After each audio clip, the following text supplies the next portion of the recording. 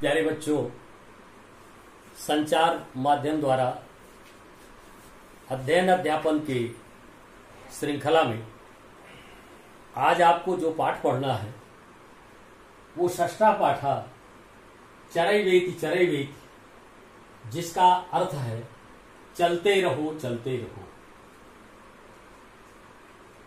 यह पाठ ऐतरेय उपनिषद से उद्धृत है। इसको पढ़ने के पूर्व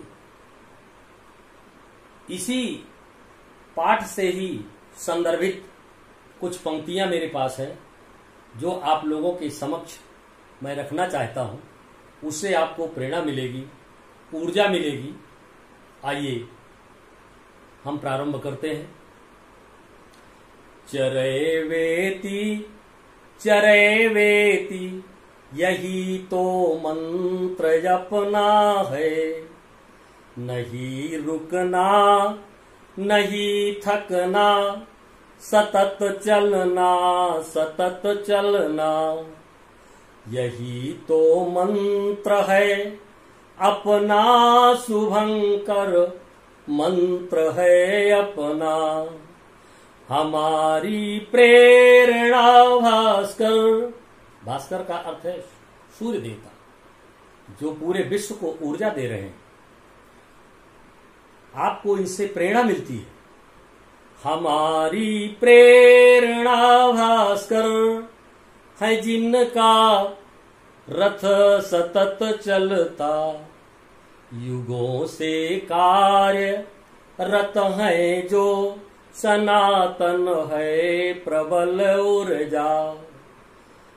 गति मेरा धर्म है जो, भ्रमण करना भ्रमण करना। यही जो मंत्र है, यही तो मंत्र है अपना, शुभंकर मंत्र है अपना। आइए इन्हीं पंक्तियों के संदर्भ से ऊर्जा लेकर के हम अपने पाठ को प्रारंभ करते हैं। हमने यहां पर लिखा है उपनिषद। उपनिषद का तात्पर्य होता है दो शब्दों से मिलकर के बना। उप का अर्थ होता है निकट, निषद का अर्थ होता है बैठना।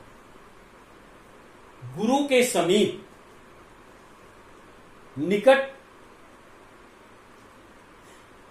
निषद बैठ करके जो शिक्षा अध्यात्म परक होती है, अपनी आत्मा के रियलाइजेशन के लिए होती है, उसका अध्ययन किया जाता है। आज हमारा आपका भी ये कार्यक्रम उपनिषद का ही चल रहा है। आप यहां पर बैठकर अध्ययन कर रहे हैं, मैं आपको शिक्षा दे रहा हूं। उसी शिक्षा की कड़ी में आइए हमने कुछ शब्द श्यामपट पर लिखा है। ये इसलिए लिखा गया है कि कठिन से कठिन शब्दों को हम सरल रूप में परिवर्तित करके कैसे आपको इसका अर्थ बता सकते हैं। आइए हम इस पाठ का प्रथम गद्यांश का अंश पढ़ते हैं। वेदं नूच्याचार्यो अन्ते वासिनम् अनुशास्ति, सत्यं वद धर्मं चर, स्वाध्यायान् मा प्रमदा। आचार्याय प्रियं धनमाहृत्य प्रजातन्तुं मा व्यवक्षेत्सि, सत्यान् प्रमदितव्यं धर्मान् प्रमदितव्यं, कुशलान् प्रमदितव्यं, भूतैर्न प्रमदितव्यं, स्वाध्याय प्रवचनाभ्याम न प्रमदितव्यम। ये प्रथम अंश है इस पाठ का। आइए इसके शब्दों पर भी विचार कर लिया जाए। वेदम अनुच्य आचार्य। आचार्य जी ने वेद की शिक्षा दे करके अंतेवासिनम, इसका अर्थ हुआ दूर जाने वाले, अनुशासित शिष्यों को अनुशासित करते हैं, उपदेश देते हैं। क्या उपदेश देते हैं? अब आप एक एक पंक्तियों का अर्थ समझने का प्रयास करेंगे। वेद का अध्ययन पूर्ण करा के वेदाचार्य अपने से दूर जाने वाले, प्रस्थान करने वाले विद्यार्थियों को अनुशासित करते हैं। क्या अनुशासित करते हैं? सत्यम वद, सत्य बोलो, धर्मम चर, धर्म का आचरण करो,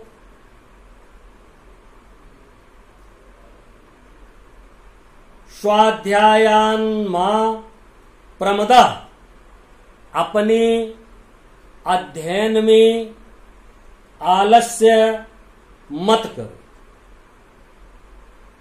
धर्मान्ना आचार्याय प्रियम धनम आहृत्य प्रजातंतुम मां व्यवक्षेत्सि। आचार्य के लिए धन लाकर अर्थात गुरु दक्षिणा देकर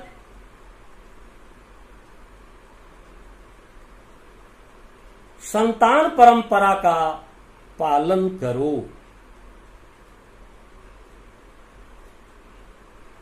प्रजातंतुम मां व्यवक्षेत्सि का अर्थ हुआ संतान परंपरा का पालन करिए।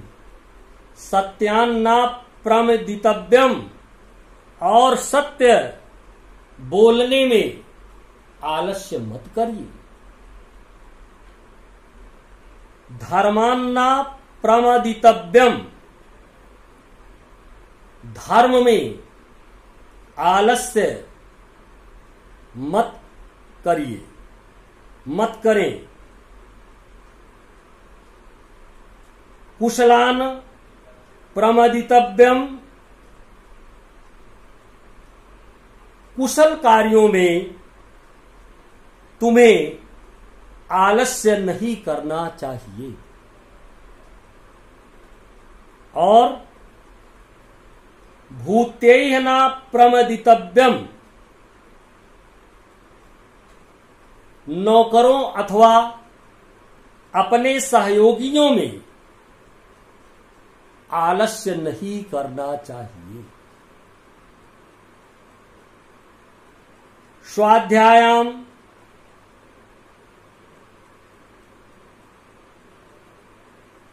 स्वाध्याय प्रवचनाभ्याम न प्रमदितव्यम, अपने अध्ययन करने में भी तुम्हें आलस्य नहीं करना चाहिए। आइए पुनः एक बार हम लोग इस अंश को दोहरा लेते हैं फिर से। वेदम, थोड़ा अलग अलग करके शब्दों को देखें। वेदम नूच्या आचार्यो अन्ते, वेद का अध्ययन कराने के उपरांत अंतेवासिनम, दूर जाने वाले शिष्यों को आचार्य उपदेश देते हैं। अनुशासित का अर्थ है, अनुशासित का अर्थ है उपदेश देना। उपदेश दे रहे हैं कि आपको यहां से अध्ययन करने के उपरांत क्या क्या करना है, अपने जीवन में क्या क्या धारण करना है। तो सबसे पहले सत्यमेव जयते, सत्य की ही जय होती है, इसलिए सत्यम वद, सत्य बोलो। धर्मम चर, धर्म का पालन करो।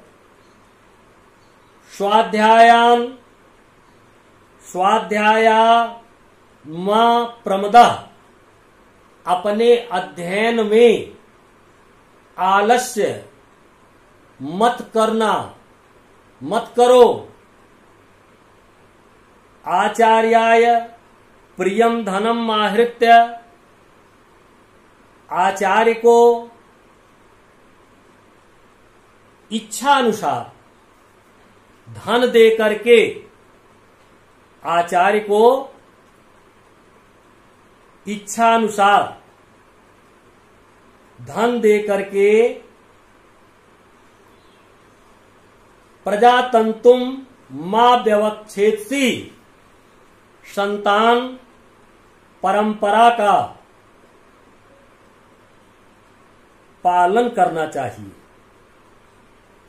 संतान परंपरा का पालन करने का तात्पर्य क्या है कि परिवार को आगे बढ़ाना चाहिए। सत्यान्ना प्रमदितव्यम, सत्य में आलस्य नहीं करना चाहिए। धर्मान ना प्रमदितव्यम, धर्म में आलस्य नहीं करना चाहिए। कुशलान्ना प्रमदितव्यम, कुशलता का मतलब ये होता है कि कुशल कार्यों में आलस्य नहीं करना चाहिए। भूतेय न प्रमदितव्यम, ये भूतेय न हो करके वृत्त्ययी होना चाहिए। गलत छप गया किताब में, वृत्त्यय न प्रमदितव्यम। नौकरों, जो सेवा करने वाले हों अथवा जो सहयोगी हों, उनमें प्रमाद नहीं करना चाहिए। और स्वाध्यायाय प्रवचनाभ्याम न प्रमदितव्यम, अपने अध्ययन में और विशेष प्रवचन में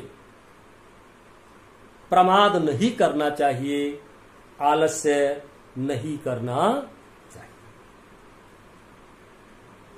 मुझे विश्वास है कि आप लोगों को अर्थ समझ में आ गया होगा। इसी क्रम में हम दूसरे अंश की तरफ बढ़ते हैं इस पाठ के गद्यांश में। देव पितृ कार्याभ्याम न प्रमदितव्यम मातृदेवो भव। आपके जीवन के जो अमूल्य गुण हैं, वो सारे गुण आपको इस पाठ के माध्यम से सिखाए जा रहे हैं। और इस पाठ को केवल पढ़ लेना ही पर्याप्त नहीं, अपने जीवन में उसका आचरण भी करना बहुत आवश्यक है। मातृदेवो भव, पितृदेवो भव, आचार्य देवो भव, अतिथि देवो भव, यान्यन्यवद्यानि कर्माणि तानि सेवितव्यानि नो इतरानि यानि अस्माकं सुचरितानि तानि त्वयोपास्यान्। आइए हम दूसरे पैराग्राफ का एक एक शब्द का अर्थ देखते हैं। जैसे कि देव पित्र कार्याभ्याम न प्रमदितव्यम, देवता और पितरों के, पितरों का अर्थ क्या यहां तात्पर्य है, जैसे अपने पूर्वजों की श्राद्ध वगैरह होती है तो हम लोग उसमें आलस कर लेते हैं और ये मन बना लेते हैं कि ये सब कुछ नहीं है। तो गुरुजी अपने शिष्यों को आदेश दे रहे हैं कि देखिए, इन सब कार्यों में आपको आलस्य नहीं करना चाहिए। जैसे देव पितृ कार्याभ्याम न प्रमदितव्यम, देवताओं और पितरों के कार्यों में आपको तुम्हें आलस्य नहीं करना चाहिए। मातृ देवो भव, माता को देवता के समान समझो, मातृभक्ति करो, देवी के समान समझो। लेकिन शब्द आया है मातृ देवो भव,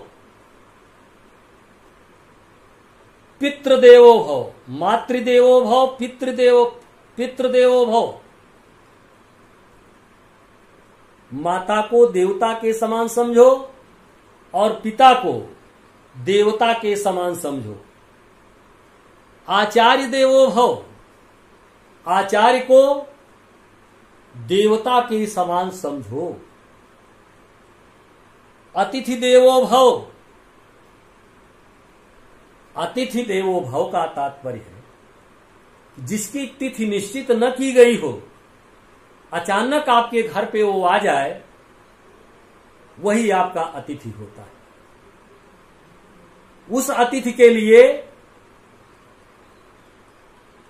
सम्मान करना आपका धर्म हो जाता है, इसलिए उसको देवता की तरह समझिए।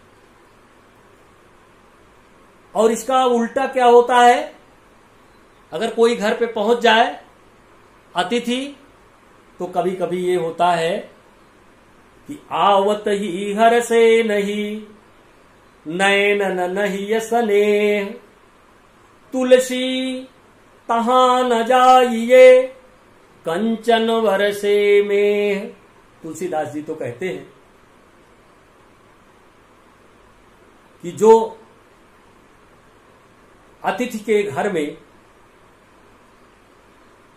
जाने पर सम्मान जब नहीं प्राप्त होता है, तो ऐसी जगह पर आवत ही हर्षे नहीं, प्रसन्नता न हो, नैनों में स्नेह न हो, प्रेम न हो, तो चाहे सोने की बरसात हो रही हो, फिर भी उस घर में नहीं जाना चाहिए।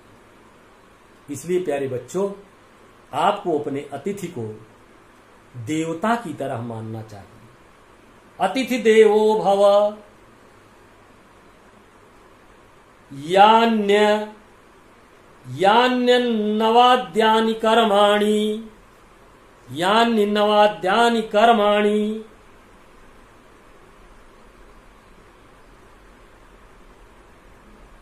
जितने भी उचित कार्य हैं उन कार्यों का आपको पालन करना चाहिए। यानी जो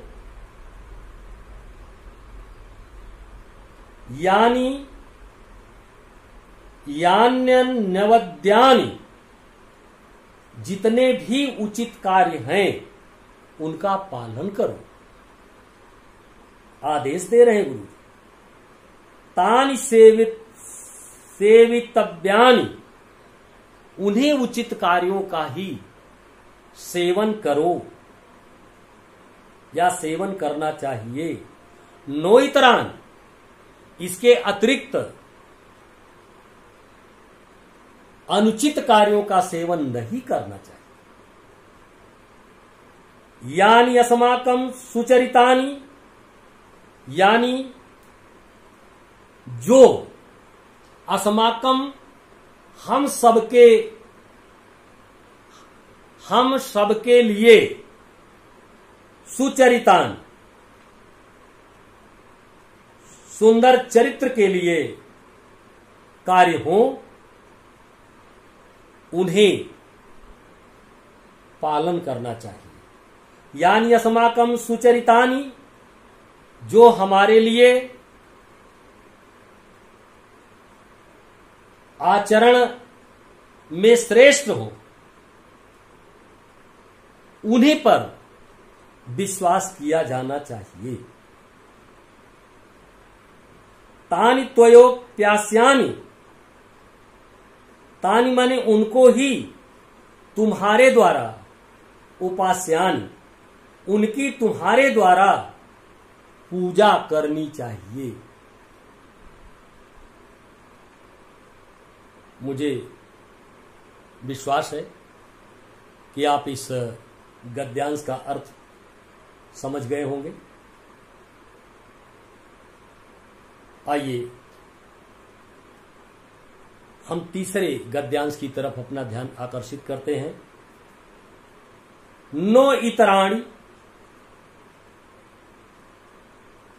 जो अच्छे कार्य हैं उनके अतिरिक्त, नो इतराणि, हमें इसके अतिरिक्त कोई बुरा कार्य नहीं करना चाहिए। इसका तात्पर्य यही है। आइए पहले हम इस पैराग्राफ को पढ़ देते हैं। ये के चास्मत श्रेयांसो ब्राह्मणः तेषां त्वयासनेन प्रसवितव्यं श्रद्धया देयम् अश्रद्धया देयम् श्रिया देयम् ह्रिया देयम् धिया देयम् संविदा देयम् अथ यदि ते कर्म विचित्सा, अथ यदि ते कर्म विचिकित्सा वा वृत्त विचिकित्सा वा स्यात्। ये के चास्मत् श्रेयांसो ब्राह्मणाः, आइए जो ब्राह्मण विचारशील हो, श्रेयांसो ब्राह्मणः, जो ब्राह्मण विचारशील हो, श्रम का अर्थ विचारशील, जो ब्राह्मण विचारशील हो और अधिकृत हो, सावधान चित्त हो, तथा विशिष्ट विद्वान हो, उसे ही मानना चाहिए। ये विशेषताएं हैं आचार्य की। श्रेयांसो ब्राह्मणाः, ऐसे ब्राह्मण जो विचारशील हो, विद्वान हो, विषय में विशिष्ट ज्ञान रखते हों, उन्हें ही मानना चाहिए। अर्थात उनके विचार को प्रमाण के रूप में स्वीकार करना चाहिए। और क्या करना चाहिए? तेषां त्वयासनेन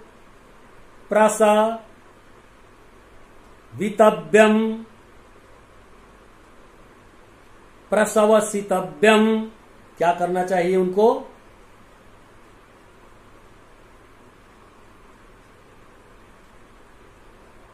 जैसा वो निर्णय दे, जैसा वो बताएं। तेषां, उनका, त्वयासनेन प्रसवितव्यम, जैसा वो आपको निर्णय दे, उनके द्वारा जैसा निर्णय दिया गया हो वैसे ही तुमको कार्य करना चाहिए। श्रद्धया देयम, श्रद्धा के द्वारा देयम, क्या देयम? श्रद्धा पूर्वक दान देना चाहिए। अश्रद्धया अदेयम, श्रद्धा विहीन होकर के अर्थात अश्रद्धा से किसी को दान नहीं देना चाहिए। अश्रद्धा से दान मत दो। श्रियादेयम, ऐश्वर्य के द्वारा दान करिए। श्रिया माने लक्ष्मी, लक्ष्मी द्वारा दान करें। और ह्रियादेयम, लज्जा द्वारा दान दें। और भियादेयम, भिया का अर्थ है निर्भय, भय रहित होकर के दान दो। संविदा-देयम, और संविदा का तात्पर्य होता है कि शर्त के अनुसार जो आपकी शक्ति हो, जो शर्त आपने मान लिया हो कि हमें ऐसे ही दान देना चाहिए, उसके अनुकूल संविदा-देयम, शर्त के अनुसार दान देना चाहिए। अथ यदि ते कर्म विचिकित्सा, अथ माने इसके बाद, यदि ते कर्म विचिकित्सा, यदि तुम्हारी कर्म में विशेष प्रकार की इच्छा हो, विशेष प्रकार की इच्छा का मतलब